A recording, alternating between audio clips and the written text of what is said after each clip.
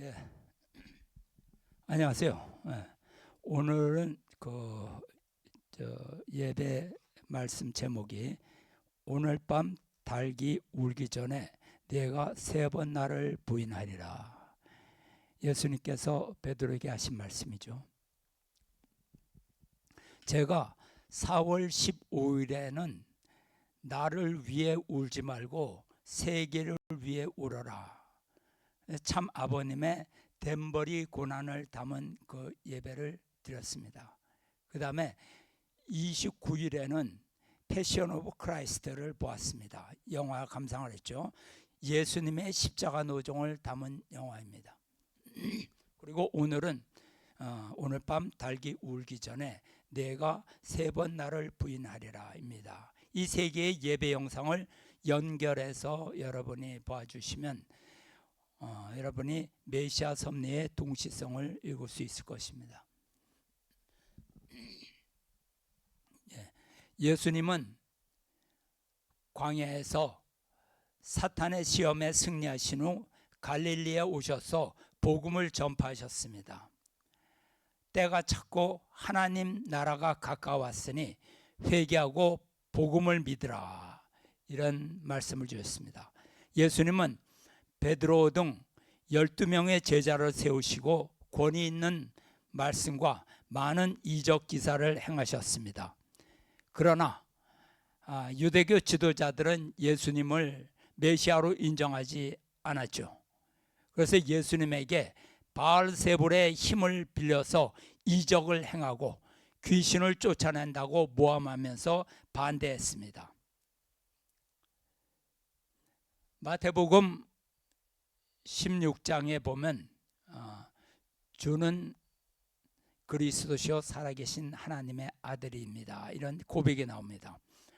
예수께서 빌보 가이사랴 지방에 이르러서 제자들에게 물어 이르시되 사람들이 나를 누구라고 하느냐 이르되 더러는 세례 요한, 더러는 엘리야, 어떤 이는 예레미야나 선지자 중에 하나라 하나이다. 이렇게 대답하니까 이르시되 너희는 나를 누구라 하느냐. 이때 시몬 베드로가 대답하여 이르되 주는 그리스도시요 살아계신 하나님의 아들이시나이다. 예수께서 대답하여 이르시되 바요나 시몬아, 내가 복이 있도다. 이를 내게 알게 한 이는 혈육이 아니요 하늘에 계신 내 아버지시니라. 또 내가 내게 이르노니 너는 베드로라. 내가 이 반석 위에 내 교회를 세우리니 음부의 권세가 이기지 못하리라. 내가 천국 열쇠를 내게 주리니 내가 땅에서 무엇이든지 매면 하늘에서도 매일 것이요 내가 땅에서 무엇이든지 풀면 하늘에서도 풀리리라 하시고, 예수님이 오셨는데 유대 나라 어느 누구도 예수님을 메시아라고 믿지 않았습니다. 인정하지 않았습니다. 그런데 오직 베드로만이 예수님을 메시아라고 고백했습니다. 이때 예수님은 베드로를 칭찬하시고 반석이라고 축복하셨습니다. 하나님의 실체 성전으로 오신 예수님이 베드로라는 반석 위에, 그 반석 위에 메시아로서 서겠다고 말씀하신 것입니다. 예수님께서는 반석 위에 교회를 세우면 음부의 권세가 그 집을 헐지 못할 것이라고 말씀하셨습니다. 즉 베드로를 통해 예수님의 기반을 확대해 나가겠다고 말씀하신 것입니다. 그러나 이같이 철석같이 신앙 고백을 한 베드로였지만 정작 예수님께서 유대 지도자들에 의해서 이단자로 몰리고 처형의 위기로 몰리자 그는 두려움에 빠졌습니다. 베드로의 맹세를 보시죠. 마태복음 26장입니다. 때 예수께서 제자들에게 이르시되 오늘 밤에 너희가 다 나를 버리리라. 기록된 바 내가 목자를 치리니 양의 떼가 흩어지리라 하였느니라. 그러나 내가 살아난 후에 너희보다 먼저 갈릴리로 가리라. 베드로가 대답하여 가로되 다 주를 버릴지라도 나는 언제든지 버리지 않겠나이다. 예수께서 가라사대 내가 진실로 네게 이르노니 오늘 밤 닭 울기 전에 네가 3번 나를 부인하려라. 베드로가 가로되 내가 주와 함께 죽을지언정 주를 부인하지 않겠나이다 하고 모든 제자들도 이와 같이 말하니라. 베드로뿐만 아니라 모든 제자들이 절대로 주님을 버리지 않겠다고 주님 앞에서 큰 소리를 쳤습니다. 그렇지만 예수님이 성난 군중에 끌려가시는 것을 보고 제자들은 겁이 나서 모두 떠나고 도망갔습니다. 베드로는 멀리 떨어져서 예수님을 따라갔습니다. 마치 구경꾼처럼, 그 유대인 구경꾼처럼 따라가신 것입니다. 예수님이 절대절명의 위기에 처했을 때 예수님을 떠나 예수님과 아무 관계가 없는 사람처럼 행동한 것입니다. 마태복음 26장에 보면 이에 제자들이 다 예수를 버리고 도망하니라. 예수를 잡은 자들이 끌고 대제사장 가야바에게 가니 거기서 기관들과 장로들이 모여 있더라.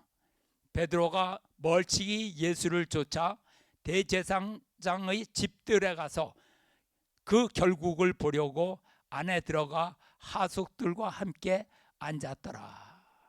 군중 속에 숨어서 앉아 있었던 거죠. 사실 베드로와 야고보, 요한 3 제자들은 예수님을 끝까지 지켜야 하는 제자들이었습니다.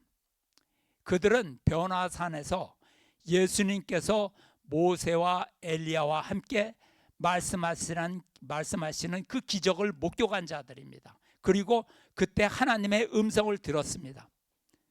그러나 정작 예수님이 군중에 의해서 끌려가시자 모두 예수님을 버리고 도망갔습니다. 변화산상에서 그들이 본 것은 호련히 빛난 구름이 그들을 덮으며 구름 속에서 소리가 나서 이르시되 이는 내 사랑하는 아들이요 내 기뻐하는 자니 너희는 그의 말을 들으라 하는지라. 이렇게 예수님은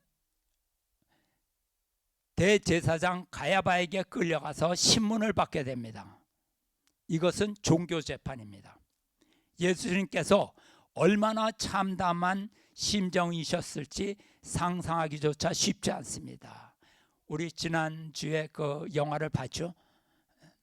제자들은 3년간 예수님과 동고동락을 함께 하였지만 위기가 닥치자 모두 주님을 외면했습니다. 이렇게 예수님은 제자들에게까지 부인당하고 가야바의 법정에서 부당한 모욕까지 받습니다. 그러나 예수님은 가야바의 법정에서 두려움 없이 떳떳하게 임하셨습니다. 자신을 변명하여 목숨을 구하려 하지 않았습니다. 가야바의 법정을 보겠습니다. 마태복음 26장에 나온 말씀입니다. 예수께서 침묵하시거늘 대제사장이 이르되 내가 너로 살아계신 하나님께 맹세하게 하노니 내가 하나님의 아들 그리스도인지 우리에게 말하라. 예수께서 이르시되 내가 말하였도다. 그렇다 이 말이죠. 그리스도라 이 말이죠. 내가 말하였느니라. 그러나 내가 너에게 이르노니 이후에 인자가 권능의 우편에 앉아 있는 것과 하늘 구름을 타고 오는 것을 너희가 보리라 하시니 이에 대제사장이 자기 옷을 찢으며 이르되 그 참남한 말을 하였으니, 그러니까 신성 모독하는 발언을 하였으니 어찌 더 증인이 증인을 요구하리요. 보라, 너희가 지금 이 참남한 말을 들었도다. 군중에게 묻습니다. 너희 생각은 어떠하느냐?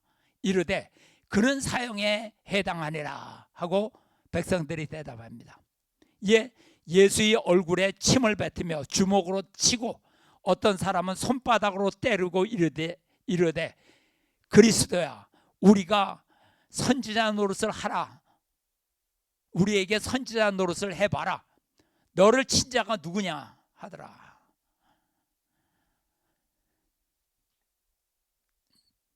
하나님의 뜻을 증거하던 대제사장 가야바가 하나님이 보내신 메시아 예수님을 죄인으로 만들기 위해서 신문하는 것입니다.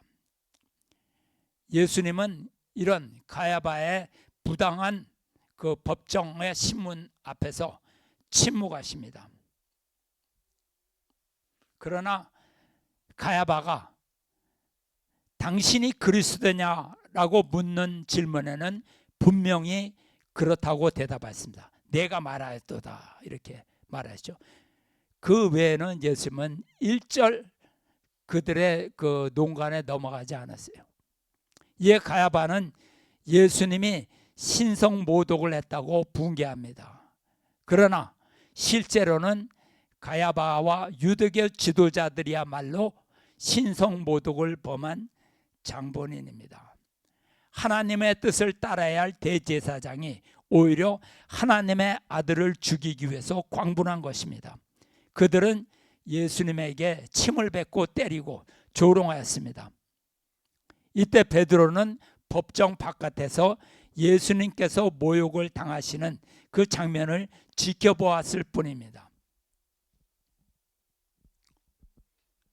예수님께서 잡혀가시기 전 그날 저녁 예수님은 제자들에게 오늘 밤에 너희가 모두 나를 버릴 것이라고 말씀하셨습니다. 이때 베드로는 자기는 절대로 주님을 버리지 않을 것이라고 큰소리쳤죠.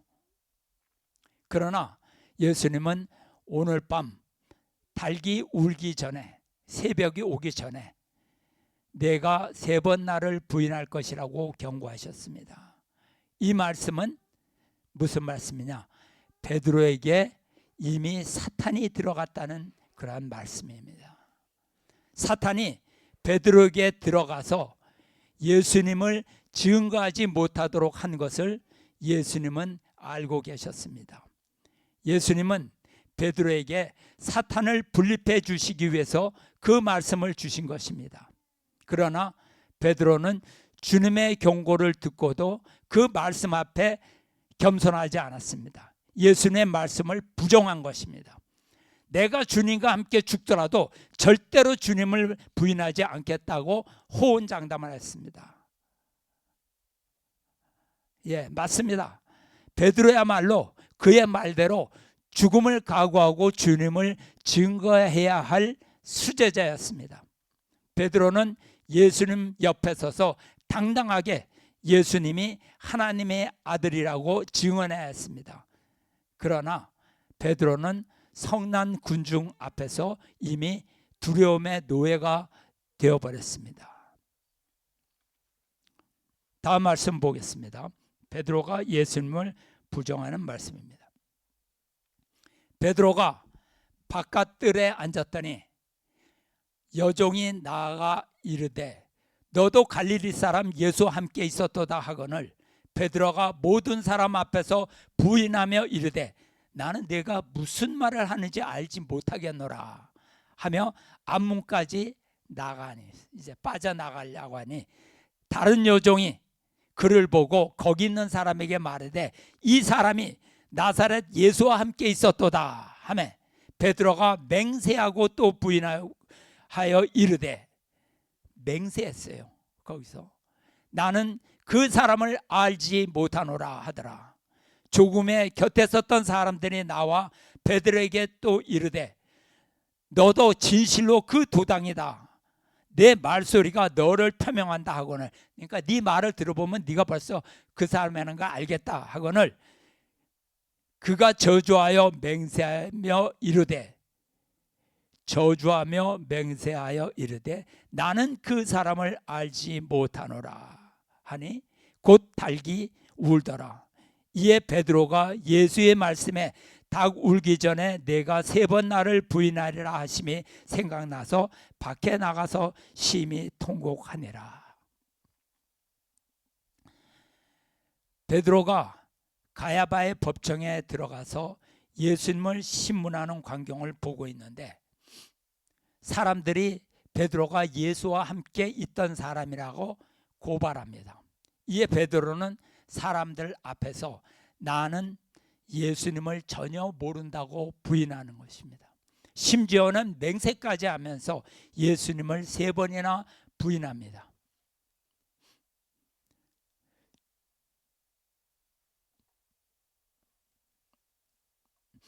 죽기까지 함께 하겠다는 베드로의 굳은 맹세가 한순간에 물거품이 되어버리고 맙니다.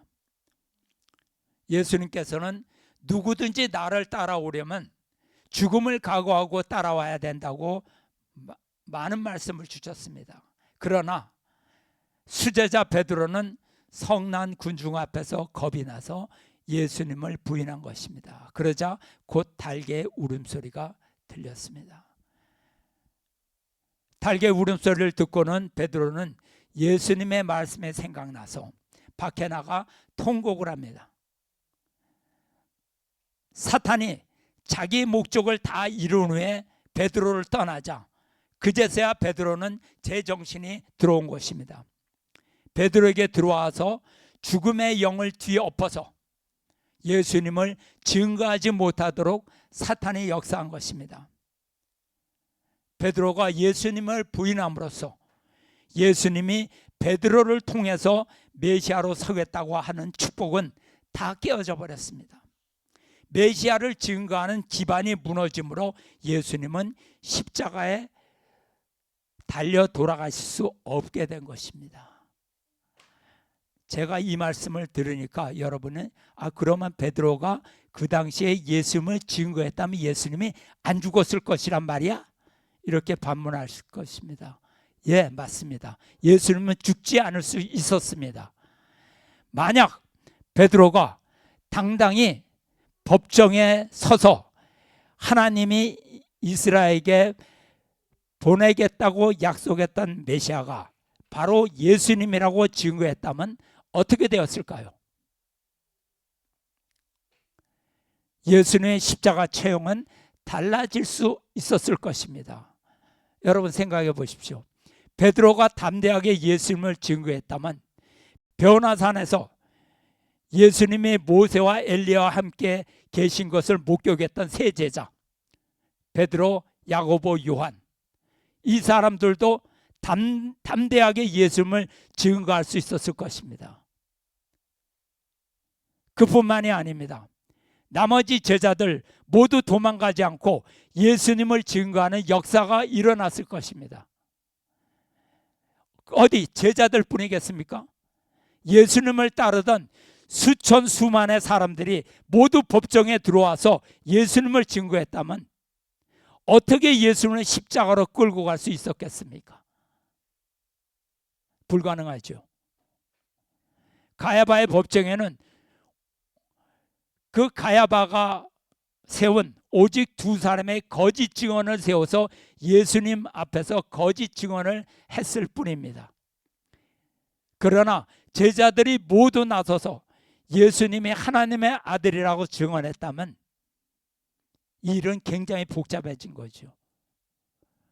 십자가로 끌고 가기가 쉽지 않았을 것입니다. 우리가 영화에 봐도 빌라도 법정에서도 빌라도가 군중한테 물어봤잖아요. 모든 군중이 예수님을 죽이라고 했기 때문에 예수님은 십자가로 끌고 간 것이죠.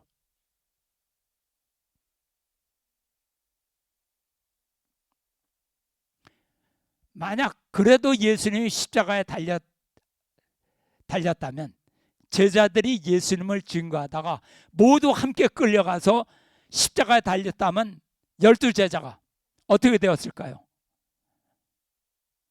하나님이 가만히 두고 보셨을까요? 하나님이 그 중에서 예수님만 부활시켰을 것이라고 생각하십니까? 아닙니다. 예수님과 제자들이 모두 함께 부활하는 기적이 일어났을 것입니다. 유대의 모든 사람들이 그 부활을 목격했을 것입니다. 그리고 이 소식은 온 로마 제국까지 퍼졌을 것이며 기독교는 단시간에 로마를 점령하였을 것입니다. 초기 기독교의 역사는 피 흘리는 순교의 역사가 아니라 부활의 역사, 승리의 역사가 되었을 것입니다.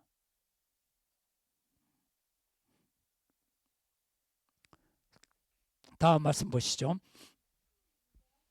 예, 예수께서 제자들과 함께 겟세마네라 하는 곳에 이르러 제자들에게 이르시되 내가 저기 가서 기도할 동안에 너희는 앉아 있으라 하시고 베드로와 세베대의 두 아들을 데리고 가실새 고민하고 슬퍼하사 이에 말씀하시되 내 마음이 심히 고민하여 죽게 되었으니.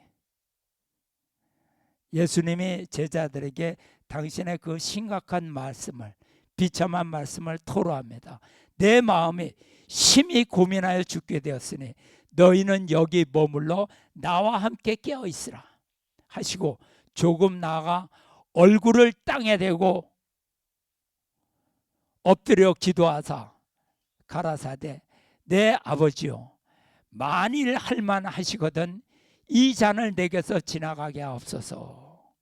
그러나 나의 원대로 마옵시고 아버지의 원대로 하옵소서 하시고 제자들에게 오사 그들이 자는 것을 보시고 베드로에게 말씀하시되 너희가 나와 함께 한 시 동안도 이렇게 깨어 있을 수 없더냐. 시험에 들지 않게 깨어 있어라. 기도하라. 마음에는 원이로되 육신이 약하도다 하시고 다시 두 번째 나아가 기도하여 가라사대 내 아버지요 만일 내가 마시지 않고는 이 잔이 내게서 지나갈 수 없거든 아버지 원대로 되기를 원하나이다 하시고 다시 오사 보신즉 저희가 자니 이는 눈이 피곤함이라.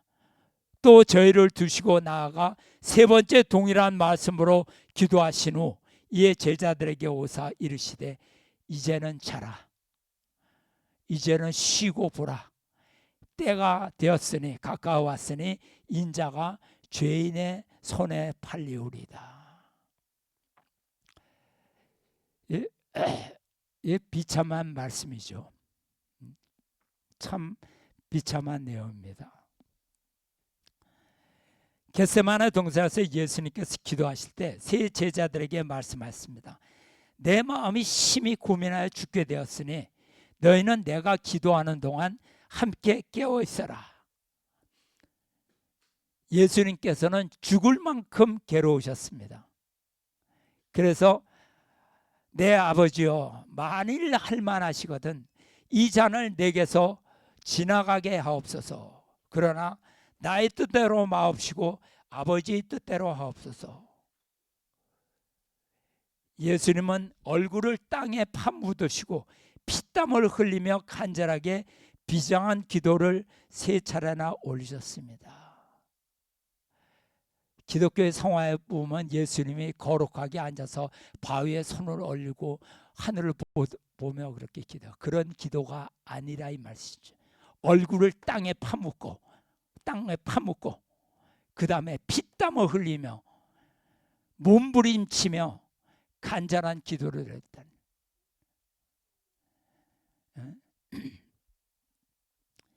그러나 제자들은 예수님의 절박한 그 사정에 동참하지 못했습니다. 그들은 예수님이 생사를 걸고 기도하시는 시간에 졸음에 빠져 잠에 취해 있었습니다. 예수님의 사정보다 자기 잠이 더 중요했던 거죠.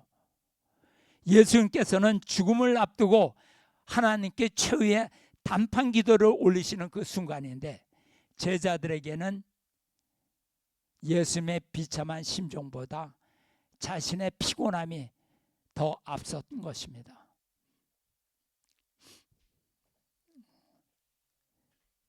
이 예수님의 기도는 기독교에서 주장하듯이 인간적인 나약함 때문에 드린 기도가 아닙니다. 원리에서 다 밝혔습니다. 피땀을 흘리며 3차례나 반복해서 기도를 드린 것은 하나님께 나를 살려달라고 매달린 것이 아닙니다. 그렇게 주장하는 것은 예수님을 모독하는 것입니다. 예수님은 십자가를 짐으로써 인류 구원의 사명을 이룰 수 있다면 십자가를 피하시는 분이 아닙니다. 1000번이고 10,000번이고 기꺼이 십자가를 지시는 분입니다. 죽음이 두려워서 기독교에서 얘기하듯이 하나님에게 피땀 흘리며 기도하신 것이 결코 아니라는 거죠.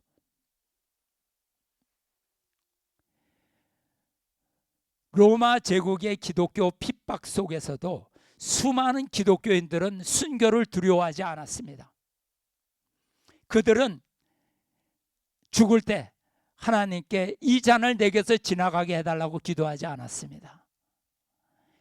기독교의 첫 순교자 스데반도 돌에 만져 죽을 때 이 잔을 내게서 돌려 지나가게 해달라고 기도하지 않았습니다. 스데반은 자기를 핍박하는 자들을 위해서 기도하며 죽어갔습니다.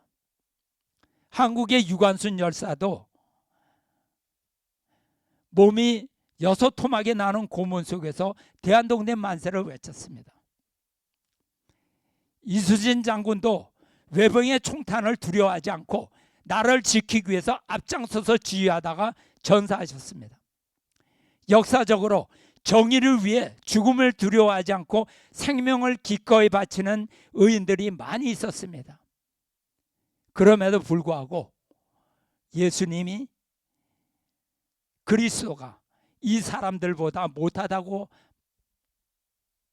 말하는 겁니까? 기독교에서는 예수님의 오신 목적이 십자가에서 죽음으로써 그 사명을 완수할 수 있었다면 마지막에 그런 기도를 하실 리가 있겠습니까? 아니죠. 만약 그것이 사실이라면 예수님은 메시아가 될 자격이 없는 분입니다. 기독교는 예수님의 뜻을 알지 못하고 있습니다. 겟세마네 동산의 기도는 죽음을 피하고자 하나님께 매달린 것이 아닙니다. 예수님은 어떤 어려움이 있더라도 메시아의 사명을 완수하기를 바라셨습니다. 예수님은 십자가가 하나님의 본래의 계획이 아님을 잘 알고 계셨습니다. 하나님의 메시아를 보내신 목적은 사탄을 쫓아내고 지상 천국을 건설하는 것이었습니다. 예수님은 인류의 구원을 완성하시고 지상 천국을 당신께서 건설하기를 바라셨습니다. 하나님의 보좌 앞으로 영광과 승리를 올리기를 바라신 것입니다. 결코 십자가에 처형이 되어 홀로 하나님께 가시기를 원치 않으셨습니다. 오히려 예수님께서는 하나님께서 받으실 고통 때문에 예수님은 괴로우셨습니다. 예수님은 자신이 십자가에 달린 후에 비참한 그 결과를 예견하시고 비통해 하셨습니다. 당신이 십자가를 짐으로 인해서 지상 천국을 실현하는 하나님의 뜻이 재림 때까지 또다시 연장될 것을 아셨죠. 그동안 인간들은 사탄의 주관권에 갇혀 계속 고통을 당할 것을 잘 알고 계셨습니다. 또한 수많은 기독교 성도들이 순교를 당하는 고난을 받게 될 것도 알고 계셨습니다. 또한 이스라엘 나라가 버림받고 황폐화될 것도 잘 알고 계셨습니다. 그래서 그런 기도를 하신 것입니다. 그러므로 겟세마네 동산에서 예수님은 이 같은 절망적인 상황 속에서도 메시아의 사명을 완수하기 위해서 십자가를 지지 않고 살아서 이 뜻을 이룰 수 있는 다른 방도가 없겠습니까? 하나님께 이렇게 최후의 단판 기도를 하셨던 것입니다. 살려달라고 하신 기도가 아닙니다. 여러분, 예수님께서 십자가상에서 나의 하나님 나의 하나님 어찌하여 나를 버리셨나이까 이렇게 절규하고 운명하신 이유가 뭐라고 생각하십니까? 십자가 고난은 메시아의 본래적인 섭리가 아니었습니다. 십자가는 예정된 코스의 변경을 뜻하는 것이었으며 예수님의 제2차적인 사명이었을 뿐입니다. 그리고 그것은 변화산 상에서 결정된 것입니다. 누가복음에 보면 문득 두 사람이 예수와 함께 말하니 모세와 엘리야라 영광 중에 나타나서 예루살렘에서 예수께서 별세하실 것을 말씀하실세 이렇게 나와 있습니다. 많은 기독교 지도자들이 예수님께서 십자가 대속을 통한 구원을 위해서 오셨다고 주장합니다. 그들은 다음에 선구를 증거로 제시합니다. 마태복음에 나온 말씀이죠. 사탄아 내 뒤로 물러가라. 예수 그리스도께서 자기가 예루살렘에 올라가 장로들과 대제사장들과 서기관들에게 많은 고난을 받고 죽음을 당하고 제3일에 다시 살아날 것을 제자들에게 비로소 나타내시니 베드로가 예수를 붙들고 항변하여 이르되 주여 그리 마시옵소서 이 일이 결코 주에게 미치지 아니하리이다. 이때 예수께서 돌이키시며 베드로에게 이르시되 사탄아 내 뒤로 물러나라 너는 나를 넘어지게 하는 자도다. 내가 하나님의 일을 생각하지 않고 도리어 사람의 일을 생각하는도다. 이런 구절이 있죠. 그들은 이렇게 말할 것입니다. 예수께서 하신 말씀을 보라. 예수님은 죽기 위해서 세상에 오셨다고 말씀하셨다. 그래서 십자가로 나가시는 길을 막는 베드로를 사탄이라고 야단친 것이다. 이렇게 얘기를 합니다. 그러나 이것은 이 선구를 전적으로 잘못 이해하고 있는 것입니다. 여러분, 진리가 무엇입니까? 진리란 성경의 모든 말씀을 설명할 수 있어야 진리입니다. 어느 한쪽으로도 막힘이 없어야 합니다. 기독교의 설명은 예수님의 십자가를 기정사실화하기 위해서 성경 말씀을 그곳에 무리하게 맞추려고 합니다. 그래서 설명이 안 되기도 하고 예수님의 신성과 어긋나는 주장도 하면서 일관성을 잃습니다. 원리의 가르침은 성경의 어느 부분도 다 설명할 수 있습니다. 모든 것을 포함하면서 일관성이 있습니다. 예수님께서는 이스라엘 민족에 반대함으로써 지상천국 건설이라는 본래적 사명을 수행하는 것이 불가능함을 아셨던 것입니다.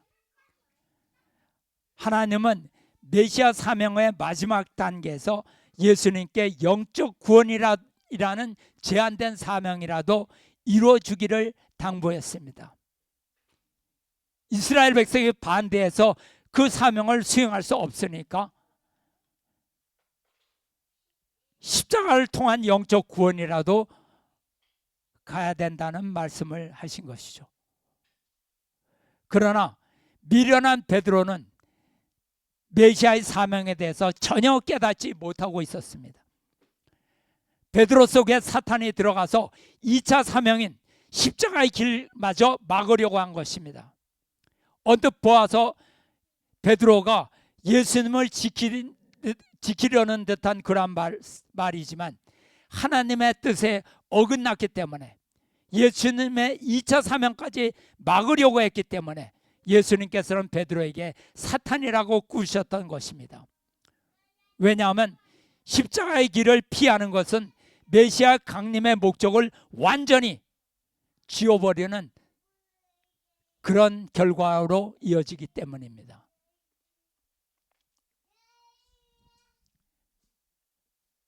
빌라도의 재판을 보시죠. 마태복음 27장입니다. 예수께서 총독 앞에 섰음에, 이 빌라도의 재판은 아까 가야바의 재판은 종교 재판이었지만 빌라도의 재판은 정치 재판입니다.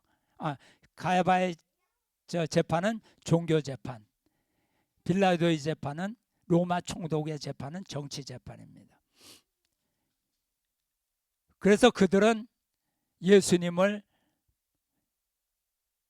가야바의 재판에서는 그가 그리스도라고 한다 그래갖고 재판을 했고, 빌라도의 앞에 와서는 그가 유대인의 왕이다, 반란이라 이거죠. 그런 재판을 받게 되는 것입니다. 한번 보겠습니다. 예수께서 총독 앞에 섰음에 총독이 물어 이르되 내가 유대인의 왕이냐? 예수께서 대답하시되 내 말이 옳도다 하시고 대제사장들과 장로들에게 고발을 당하되 아무 대답을 아니하시는지다. 빌라도가 네가 유대인의 왕이냐 했을 때 네 말이 맞다, 그대로다 이렇게 하니까 백성들이 난리 법석을 쳤죠. 거기에 대해서는 예수님은 일체 응답을 안 했다 이 말씀입니다. 이에 빌라도가 물으되 그들이 너를 쳐서 얼마나 많은 것으로 증언하는지 듣지 못하느냐 하되 한마디도 말씀 대답하지 아니하시니 총독이 크게 놀라워하더라. 명절이 되면 총독이 무리의 청원대로 죄수 한 사람을 놓아주는 전례가 있더니 그때에 바라바라 하는 유명한 죄수가 있는데 아주 흉악범이죠. 그들이 모였을 때 빌라도가 물어 이르되 너희는 내가 누구를 놓아주기를 원하느냐? 바라바냐? 예수 그리스도냐? 그리스도라 하는 예수냐 하니 이는 그가 그들의 시기로 예수를 넘겨준 줄 알미더라. 빌라도는 예수님을 십자가에 달기를 원하지 않으셨죠. 원하지 않았습니다. 빌라도의 부인이 꿈에 하나님의 그 사자의 음성을 들었습니다. 그래서 그 빌라도에게 예수를 죽이지 말라, 그는 무죄한 사람이다, 이런 얘기를 했습니다. 그러니까 총독이 재판석에 앉아있을 때 그의 아내가 사람을 보내어 이르되 저 옳은 사람에게 아무 상관도 하지 마옵소서. 오늘 꿈에 내가 그 사람으로 인하여 많은 애를 태웠나이다 하더라. 다음 장에 대제사장들과 장로들이 무리를 권하여 바라바를 달라 하게 하고 예수를 죽이자 하게 하였더니 총독이 대답하여 이르되 둘 중에 누구를 너에게 놓아주기를 원하느냐? 이르되 바라바로소이다. 유대 지도자의 농간에 의해서 유대 군중들이 예수를 끝까지 죽이려고 작당을 한 거죠. 흉악범 바라바를 놓아달라고 합니다. 빌라도가 이르되 그러면 그리스도 하는 예수를 내가 어떻게 하랴? 그들이 다 이르되 십자가에 못 박히게 해야 하겠나이다. 빌라도가 이르매 어찌 된 것이냐? 그가 무슨 악한 일을 하였느냐? 이러자 묻자 그들이 더욱 소리질러 이르되 십자가에 못 박혀야 하겠나이다 하는지라. 빌라도가 아무 성과도 없이 도리어 밀란이 나려는 것을 보고 물을 가져다가 무리에게 손을 씻으며 이르되, 그러니까 빌라도가 보니까 군중이 하도 그렇게 지랄 발광을 하니까 잘못하면 이들이 그 밀란이 일어나겠다. 그래서 손을 씻으며 나는 상관없다는 뜻이죠. 손을 씻으며 이르되 이 사람의 피에 대해서 나는 무죄하니 너희가 당하라. 백성이 대답하여 이르되 그 피를 우리 자손에게 돌리지어다. 유대 백성들이 얘기했어요. 우리가 예수의 피에 대해서 우리가 책임을 지겠다. 학원을 이에 바라바는 그들에게 놓아주고 예수는 채찍질하여 십자가에 못 박히기에 넘겨주니라. 이렇게 마태복음 27장에 나와 있습니다. 예수님은 유대 총독 빌라도 법정에 끌려가서 재판을 받습니다. 내가 유대인의 왕이냐? 예수님께서는 그렇다는 대답 외에 아무 말씀도 하지 않으셨습니다. 사실 빌라도는 예수님을 처벌하기를 원치 않았습니다. 그러나 성난 군중에 의한 밀란을 달래기 위해서 그들의 요구대로 예수님을 채찍질하고 십자가에 내어줍니다. 예수님은 죄인이 되어 십자가에 끌려갈 수밖에 없었습니다. 이 땅에서 예수님을 메시아라고 증거할 사람들이 모두 도망갔습니다. 예수님은 지상의 모든 기반을 잃어버리고 메시아가 아닌 죄인으로 취급받게 되었던 것입니다. 예수님은 십자가에 달리신 후 6시간 동안 고통을 견디시며 당신을 증거할 사람을 기다리셨습니다. 그 다음에 누가복음을 보겠습니다. 누가복음 23장 39절입니다. 예수님이 골고다 언덕에서 십자가에 못 박힐 때 양쪽에 2명의 강도가 함께 달렸습니다. 왼편 강도가 예수님을 조롱했습니다. 네가 그리스도냐? 그렇다면 우리를 구원하라. 그러나 오른편 강도는 예수님을 증거했습니다. 우리는 우리가 행한 일에 상당한 보응을 받는 것이니 이는 당연하지만 이 사람의 행한 것은 옳지 않은 것이 없느니라 하고 가로되 예수여 당신의 나라에 임하실 때 나를 기억하소서. 예수님께 말씀해 당신의 나라에 갈 때 나를 기억하소서. 예수님께서 오늘 내가 나와 함께 낙원에 있으리라. 예수님을 메시아로 증거한 사람이 오직 베드로였는데 그는 두려워서 예수님을 떠났습니다. 그래서 이 땅 위에 메시아를 위한 기대가 사라졌어요. 그런데 죽음 직전에 오른편 강도가 예수님을 메시아로 증거했습니다. 그가 믿음의 기대를 세웠기 때문에 예수님은 그를 데리고 낙원으로 가셨습니다. 오직 한 사람이 끝까지 예수님을 메시아로 증거했죠. 끝에 마지막 예수님은 33세의 생애 노정 가운데 예수님을 끝까지 메시아로 증거한 사람이 없었습니다. 마리아도 증거하지 않았어요. 요셉도 증거하지 않았어요. 세례 요한도 증거하지 않았어요. 제자들도 증거하지 않았어요. 그는 제자도 아니고 가족도 아니고 세례 요한도 아니었습니다. 오른편 강도였습니다. 이와 같이 기독교 성도들도 예수님을 증거하면 오른편 강도와 같이 예수님을 따라 낙원으로 갈 수 있게 된 것입니다.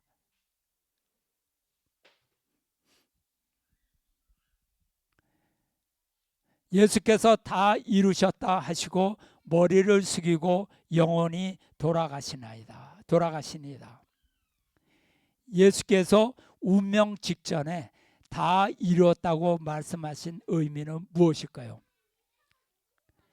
예수님이 2차적인 사명이나마 영적으로 이룰 수 있는 구원의 기대를 조성했다는 그런 말씀입니다. 그리고 재림할 수 있는 기대를 이루셨다는 말씀입니다. 다 이루셨다는 말씀의 의미는 예수님께서 할 수 있는 마지막 사명을 이루셨다는 말씀이지 하나님의 뜻을 모두 완성했다는 의미가 아닙니다. 예수님은 십자가에서 운명하시고 사흘 만에 부활하셨습니다. 예수님의 십자가의 고난을 목격하고 슬픔과 절망에 빠졌던 제자들에게 예수님의 부활은 승리이고 살아있는 확신이었습니다. 사망의 권세를 이긴 예수님의 부활로 제자들은 확신을 얻어 두려움 없이 담대하게 복음을 전파했습니다. 그리고 그들은 모두 다 비참하게 다 죽었죠. 십자가에 달려 죽었죠. 만약 그 당시 예수님과 함께 십자가에 달려 죽었었다면 얼마나 행복했을까요? 그들이.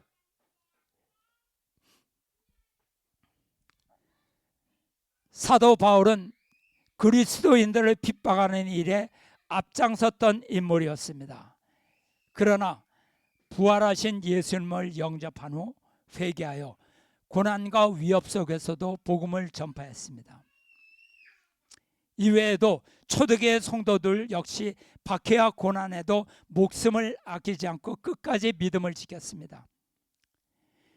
유대 민족은 예수님이 어떤 분이신가를 몰랐던 것입니다. 만일 유대 민족이 예수님의 하늘의 아들이라고, 하나님의 아들이라는 것을 알았더라면 그들은 결코 예수님을 십자가로 끌고 가지 않았을 것입니다. 사도 바울의 증언을 보면 알 수 있습니다. 이 지혜는 이 세대의 간원이 하나도 알지 못하였나니 만일 알았더라면 영광의 주를 십자가에 못 박지 아니하였으리라. 예수님을 죽인 것은 무지 때문이었습니다. 구약 속에서는 하나님께서 선지자를 통해서 되풀이하며 하나님의 아들이 옴으로 말미암아 이스라엘 민족이 영광을 받을 것이라고 약속했습니다. 그런데 예수님이 십자가에 달리신 후 이스라엘 선민은 어떻게 되었습니까? 이스라엘 민족은 역사상 그 유례가 없을 정도로 가혹한 징벌을 받고 고통을 받고 민족은 뿔뿔이 흩어졌습니다. 하나님의 백성으로 선택되었던 이스라엘 민족은 선민의 자격을 잃고 비운의 민족으로 떨어져 없어졌습니다. 메시아를 살해한 죄값으로 나라는 멸망했고 민족은 뿔뿔이 흩어지게 되었습니다. 그것은 오직 선민이 하나님의 뜻을 파괴했기 때문입니다. 기독교는 똑바로 알아야 합니다. 하나님의 뜻을 받들어야 할 때 그들은 하나님의 뜻의 결실체인 메시아를 십자가에 못 박았습니다. 오늘날 기독교인들도 유대교의 전철을 또다시 밟지 않도록 겸손해야 합니다. 왜냐? 메시아는 기독교의 기준에 맞춰서 오시는 분이 아닙니다. 메시아는 기독교를 위해서 오시는 분이 아닙니다. 하나님의 기준에 기독교가 겸허하게 맞춰야 합니다. 예, 이상입니다. 기도를 올리겠습니다. 아버지, 사랑의 아버지 하나님, 지난주에 저희들이 패션 오브 크라이스트라는 영화를 통해서 예수님이 선민 유대 민족에게 사이비 이단자, 민족 반역자로 끌려가서 유대교 지도자들에게 심판을 받고 또 로마 총독 빌라도에게 또 심판을 받고 결국 끌려가서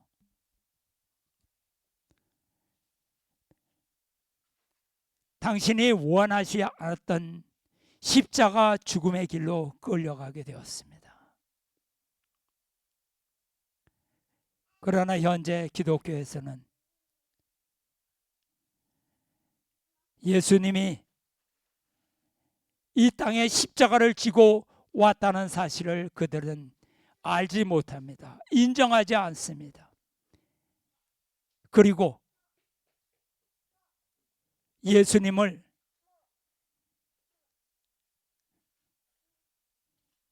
예수님의 돌아가심으로 말미암아 기독교가 일어났다. 기독교가 예수님의 몸이라고 그렇게 주장하고 있습니다. 교회가 예수님께서 교회를 위해서 온 것이 아니라 하나님의 뜻을 이루기 위해서 오고 인류 구원을 위해서 오셨습니다. 그것은 교회 발전을 위해서 온 것이 아니라 그들은 교회 발전이 하나님의 뜻을 이루는 것이라 하며 교회가 점점 커지고 교회가 권력을 갖고 교회로 사람을 끌어모으는 것을 하나님의 섭리랑 가정하고 있습니다. 아버지, 이 원리 말씀을 통해서 사람들이 예수님의 이 땅에 오신 참뜻을 그들이 깨달아 알 수 있도록 하여 주시옵소서. 기독교가 문선명 참 아버님을 핍박함은 참 아버님께서 그들에게 죄를 지어서가 아니라 참 아버님께서 진리를 갖고 오셔서 모든 것을 다 밝힘으로 말미암아 그들이 잘못된 길로 가고 있다는 것이 그들에게 온 세상에게 그것이 다 드러나는 것을 그들이 두려워하기 때문에 평생 동안 참 아버님을 핍박하고 원리를 부정하고 그러므로 말미암아 참 아버님께서 당대의 당신의 뜻을 모두 다 실체적으로 이루어 이 땅의 지상 천국이 아직 이루어지지 않고 3대 왕권으로 연장이 되어서 오늘날 실제 세계를 이루는 이러한 상황이 하나님 보시기에 너무나 마음이 아프고 비통하신 줄 알고 있습니다. 그렇지만 참 아버님의 뜻을 이어받은 3대 왕권이 살아있고 원리가 살아있고 통일 성전의 식구들이 살아있으니 세상과 야합하는 자는 다 물러가지만 하나님의 뜻은 변하지 않고 끝끝내 반드시 이루어질 것을 저희는 믿고 있사오니 저희들이 이 길을 가는 과정에서 절망치 말고 가정연합처럼 변하지 말고 끝까지 이 길을 갈 수 있도록 인도하여 주셨기를 간절히 바라고 원할 때 감사드리며 온 진리가 온 세상 모든 세상에 전달되기를 퍼지기를 간절히 바라고 원할 때 축복 주신 가정 권영필 모리타 육고 가정의 이름으로 보고하려 싸움나이다. 아주